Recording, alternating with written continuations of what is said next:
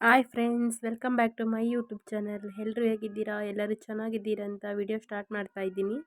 ಬಟ್ಟೆ wash ಮಾಡಾಕಿದ್ದೆ friends, ಎಲ್ಲ ತೊಗೊಂಬಂದು ಫೋಲ್ಡ್ ಮಾಡಿ ಇಡ್ತಾ ಇದ್ದೀನಿ. ಸ್ವಲ್ಪ ಫೋಲ್ಡ್ ಮಾಡ್ಕೊಂಡಿದ್ದೀನಿ. ಮಧ್ಯಾಹ್ನ ಸ್ಟಾರ್ಟ್ ಮಾಡ್ಕೊತಿದ್ದೀನಿ ಬ್ಲಾಗ್. ಇದು ಸೋಮವಾರ ಮಧ್ಯಾಹ್ನ. ಅದಾದಮೇಲೆ ಬಟ್ಟೆ ಎಲ್ಲ ಫೋಲ್ಡ್ ಮಾಡಿ ಎತ್ತಿಟ್ಟು ಸ್ವಲ್ಪ ಚುರುಮುರಿ ಮಾಡೋಣ ಅಂತ ಅಂದ್ಕೊಂಡು ಎಲ್ಲ ಎತ್ತಿಟ್ಕೊಂಡು ಬೆಳ್ಳುಳ್ಳಿ ಮಂಡಕ್ಕಿ ಅಂತಾರಲ್ಲ ಫ್ರೆಂಡ್ಸ್, ಅದನ್ನು ಮಾಡೋಣ ಅಂತ. ಇಲ್ಲಿ ಖಾರ ಮಂಡಕ್ಕಿ ತೊಗೊಂಡಿದ್ದೀನಿ. ಕರಿಬೇವು, ಬೆಳ್ಳುಳ್ಳಿ, ಒಣಮೆಣ್ಸಿನ್ಕಾಯಿ, ಜೀರಿಗೆ ಇಷ್ಟು ತೊಗೊಂಡಿದ್ದೀನಿ. ಅದೆಲ್ಲ ರೆಡಿ ಆಯಿತು ಫ್ರೆಂಡ್ಸ್. ನನಗೆ, ನಮ್ಮ ತಾತಂಗೆ, ನನ್ನ ಮಗನಿಗೆ ಹಾಕಿಟ್ಕೊಂಡಿದ್ದೀವಿ. ಇಲ್ಲಿ ಬಂದಮೇಲೆ ಬ್ಲಾಕ್ ಟೀ ಕುಡಿಯೋದೇ ಸ್ಟಾರ್ಟ್ ಮಾಡ್ಕೊಂಡಿದ್ದೀನಿ. ಅದಾದಮೇಲೆ ತೋಟದಿಂದ ನನ್ನ ತಂಗಿ ಸೊಪ್ಪು ತೊಗೊಂಬಂದಿದ್ದು. ಇದು ಮಾರಕ್ಕೆ ತೊಗೊಂಡೋಗ್ಬೇಕು ಇವಾಗ. ಎಷ್ಟು ಫ್ರೆಶ್ ಇದೆ ನೋಡಿ ಫ್ರೆಂಡ್ಸ್. ಇಲ್ಲಿ 5 ರೂಪಾಯಿಗೆ ಒಂದು ಕಟ್ಟು. ನಮ್ಮೂರಲ್ಲೆಲ್ಲ, ಬೆಂಗಳೂರಲ್ಲೆಲ್ಲ ಸ್ವಲ್ಪ ದಪ್ಪ ಇದರಲ್ಲಿ 2 ಕಟ್ಟು ಹಾಕಿಸಿದ್ರೆ 20 ರೂಪಾಯಿಗೆ ಒಂದು ಕಟ್ಟು ಮಾರ್ತಾರೆ. ಇದೆಲ್ಲ ರೈತರಿಗೆ ಬೆಳೆದವರಿಗೆಲ್ಲ ಅಷ್ಟೇ ಫ್ರೆಂಡ್ಸ್, 5 ರೂಪಾಯಿ 10 ರೂಪಾಯಿ ಇಷ್ಟೇ ಸಿಗೋದು.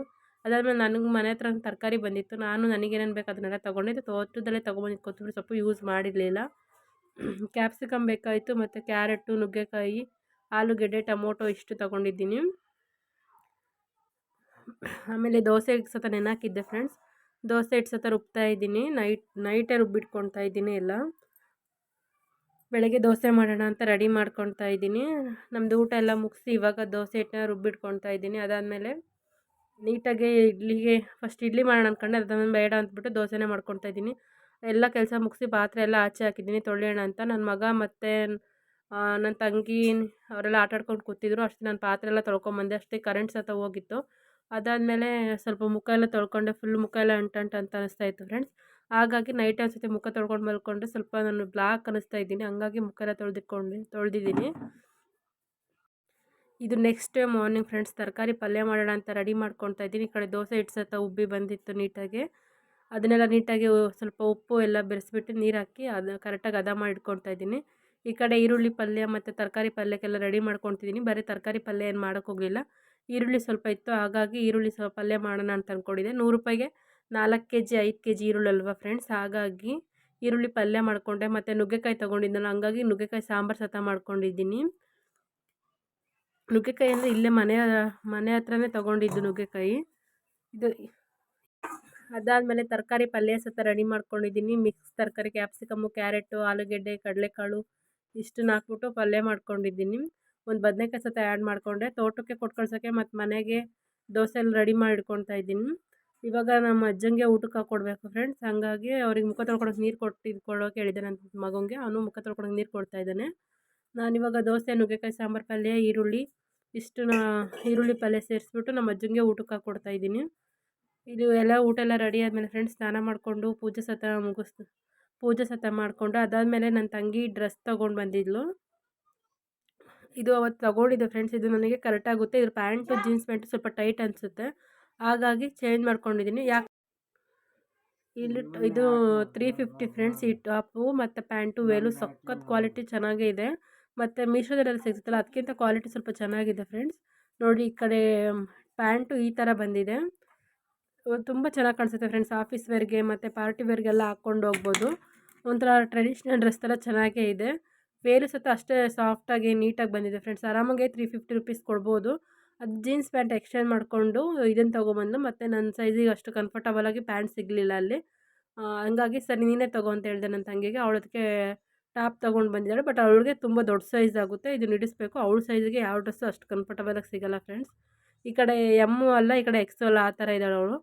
ಹಂಗಾಗಿ ಅವಳಿಗೆ ತೊಗೊ ಅಂತ ಹೇಳಿದೆ, ತೊಗೊಂಬಂದಿದ್ದಾಳೆ. ನೋಡಿ, ನನ್ನ ಸೈಜ್ಗೆ ಕರೆಕ್ಟಾಗಿ ಆಗುತ್ತೆ. ಬಟ್ ನನಗೆ ಸ್ವಲ್ಪ ಟೈಟ್ ಅನಿಸುತ್ತೆ. ಹಂಗಾಗಿ ನಂಗೆ ಸ್ವಲ್ಪ ಟೈಟ್ ಇದ್ದರೂ ಈ ಸಿಚುವೇಷನಲ್ಲಿ ಹಾಕೊಳ್ಳೋಕ್ಕೆ ಆಗೋಲ್ಲ.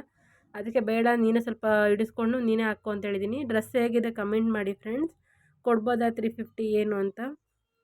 ಇಲ್ಲಿ ರಂಗೇನಹಳ್ಳಿ ಹತ್ರ ಒಂದು ಅಂಗಡಿ ಇದೆ ಫ್ರೆಂಡ್ಸ್. ಆ ಅಂಗಡಿಲಿ ಎಷ್ಟು ಜನ ಬರ್ತಾರೆ ಅಂದರೆ ಬಟ್ಟೆ ರೇಟ್ ಮಾತ್ರ ಕ್ವಾಲಿಟಿನೂ ಅಷ್ಟೇ ಚೆನ್ನಾಗಿರುತ್ತೆ. ಬಟ್ಟೆ ತುಂಬ ಕಮ್ಮಿ ರೇಟಿಗೆ ಕೊಡ್ತಾರೆ ಫ್ರೆಂಡ್ಸು. ಬೆಂಗಳೂರಲ್ಲೆಲ್ಲ 700-800 ರೂಪಾಯಿ ಸ್ಯಾರಿ ಇಲ್ಲ, ಇಲ್ಲಿ ಬರೀ 200 ರೂಪಾಯಿ 300 ರೂಪಾಯಿಗೆ ಮಾರ್ತಾರೆ. ತುಂಬ ಚೆನ್ನಾಗಿರುತ್ತೆ ಫ್ರೆಂಡ್ಸ್ ಬಟ್ಟೆ ಮಾತ್ರ. ಆಮೇಲೆ ಬಟ್ಟೆ ಎಲ್ಲ ನೋಡಾಯಿತು. ಮಧ್ಯಾಹ್ನಕ್ಕೆ ಸಾಂಬಾರು ಮಾಡೋಕ್ಕಂತ ಮೊಳಕೆ ಹುಳಿಕಾಳು ರಾತ್ರಿನೇ ನೆನೆಹಾಕಿಟ್ಟಿದ್ದೆ. ನೀರೆಲ್ಲ ಬಸ್ತಿ ತೋರಿಸ್ತಾ ಇದ್ದೀನಿ. ಒಂದ್ಸತಿ ಮೊಳಕೆ ಹುಳಿಕಾಳು ಸಾರಲ್ಲಿ ಹೆಂಗಾದ್ರೂ ಕಲ್ಲು ಸಿಗ್ತವೆ. ನೀಟಾಗಿ ಆರಿಸಿ ನೆನೆಸಿಟ್ಕೊಂಡಿದ್ದೆ. ಮತ್ತು ಸೊಪ್ಪು ಸತ 4 ಕಟ್ಟು ಉಳಿದಿತ್ತು ಮಾರೆಲ್ಲ ಆದಮೇಲೆ. ಮತ್ತು ಬಿಡು, ನನಗೆ ಯೂಸ್ ಆಗುತ್ತೆ ಅಂತ ಅಂದ್ಬಿಟ್ಟು ನಾನೇ ಮಧ್ಯಾಹ್ನ ಇಲ್ಲ ನೈಟ್ಗೆ ಮೊಳಕೆ ಹುಳಿಕಾಳು ಬಸ್ಸಾರು ಮಾಡೋಣ ಅಂದ್ಕೊಂಡು ಸೊಪ್ಪು ಹಾಕಿ ಎತ್ತಿಟ್ಕೊಳ್ತಿದ್ದೀನಿ. ನಾನು ಅಷ್ಟು ಕೆಲಸ ಎಲ್ಲ ಮುಗಿಸಿ ಇವಾಗ ಊಟ ಮಾಡ್ತಿದ್ದೀನಿ ಫ್ರೆಂಡ್ಸ್. ಪೂಜೆ ಗೀಜೆ ಮತ್ತು ತೋಟಕ್ಕೆಲ್ಲ ಊಟ ಎಲ್ಲ ಕೊಟ್ಟು ಕಳಿಸಿ ಊಟ ಮಾಡ್ತಿದ್ದೀನಿ. ಅದೇ ಬೆಂಗಳೂರಲ್ಲಾಗಿದ್ದರೆ 9 ಗಂಟೆಗೆ ಕರೆಕ್ಟಾಗಿ ಊಟ ಬೇಕೇ ಬೇಕು ನನಗೆ. ಇವಾಗ ಇಲ್ಲಿ ಬಂದಮೇಲೆ ಸ್ವಲ್ಪ ಅಡ್ಜಸ್ಟ್ ಆಗಿದೆ. ಏನು ಮಾಡೋಕ್ಕಾಗಲ್ಲ, ಅಡ್ಜಸ್ಟ್ ಮಾಡ್ಕೋಬೇಕು. ಹೊಟ್ಟೆನು ಹಶ್ವಾಗಲ್ಲ ಫ್ರೆಂಡ್ಸ್. ಇಲ್ಲೇನು ಬೆಂಗಳೂರಾಗಿದ್ದರೆ ಕರೆಕ್ಟಾಗಿ 9 ಗಂಟೆಗೆ ಊಟ ಬೇಕೇ ಬೇಕು ಅನಿಸ್ಬಿಡೋದು. ಇಲ್ಲೇ ನಂಗೆ ಅನ್ಸಲ್ಲ ಹಳ್ಳೀಲಿ.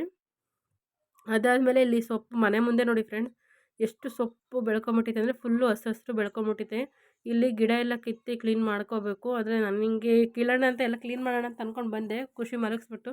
ಈ ಬಿಸಿಲು ನೋಡಿ ತಲೆನೋವು ಬಂದುಬಿಡ್ತು ನನಗೆ. ಮತ್ತೆ ವಾಪಸ್ ಹೋಗ್ತಾಯಿದ್ದೀನಿ. ಇನ್ನೊಂದು ದಿವಸ ಯಾವಾಗಲಾದ್ರೂ ಕ್ಲೀನ್ ಮಾಡ್ಕೊಳ್ಳೋಣ ಅಂತ. ಎಷ್ಟು ಚೆನ್ನಾಗಿ ಬೆಳೆದಿದೆ ನೋಡಿ ಫ್ರೆಂಡ್ಸ್.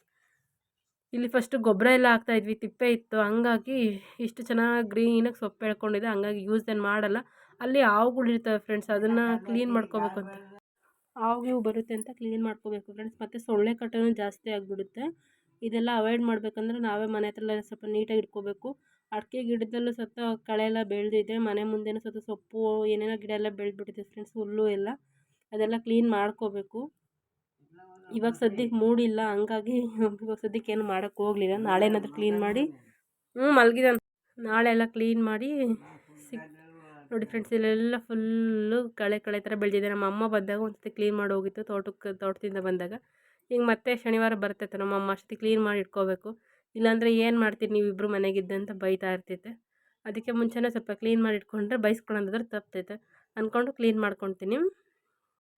ಸುಮ್ಮನೆ ಸೊಳ್ಳೆ ಕಾಟ ಜಾಸ್ತಿ ಫ್ರೆಂಡ್ಸ್. ಈ ಥರ ಎಲ್ಲ ಮನೆ ಮುಂದೆ ಇತ್ತು ಅಂದರೆ ಫುಲ್ಲು ಸೊಳ್ಳೆ ಬಂದ್ಬಿಡುತ್ತೆ. ಅದಕ್ಕೇ ಸ್ವಲ್ಪ ಕ್ಲೀನ್ ಮಾಡಿದ್ರೆ ಮುಗೀತು. ನೆನ್ನೆ ಪಪ್ಪಾಯ ಹಣ್ಣು ಕಟ್ ಮಾಡಿ ಇಲ್ಲಿ ಪಾರ್ಟಿಗೆ ಹಾಕ್ಬಾರೆ ಅಂದರೆ ಪಪ್ಪಾಯ ಹಣ್ಣು ಸಮೇತ ಎಲ್ಲ ಹಾಕ್ಬಿಟ್ಟು ಬಂದಿದ್ದಾರೆ. ಈಗ ಪಪ್ಪಾಯ ಹಣ್ಣು ಅಷ್ಟೊಂದೇನು ಚೆನ್ನಾಗಿರಲಿಲ್ಲ, ಹಾಗಾಗಿ ಸ್ವಲ್ಪ ಪಾರ್ಟಿಗೆ ಬೀಜ ಎಲ್ಲ ಉದುರಿಸ್ಬಾರೋ ಅಡಿಕೆ ಗಿಡದೊಳಗಡೆ ಅಂತಂದರೆ ಈ ಥರ ಮಾಡಿದ್ದಾರೆ. ಹತ್ತಿ ಸತ ಬಿಡಿಸ್ಬೇಕು, ಅದಕ್ಕೂ ಸತ ಈಗೇನು ಮಾಡೋಕ್ಕೆ ಇಂಟ್ರೆಸ್ಟ್ ಅನ್ನಿಸ್ತಾ ಇಲ್ಲ. ಹಾಗಾಗಿ ಅದನ್ನು ಬಿಡಿಸಿಲ್ಲ ಫ್ರೆಂಡ್ಸ್. ಈ ವಿಡಿಯೋ ಇಷ್ಟ ಆದರೆ ಲೈಕ್ ಮಾಡಿ, ಕಮೆಂಟ್ ಮಾಡಿ, ಶೇರ್ ಮಾಡಿ.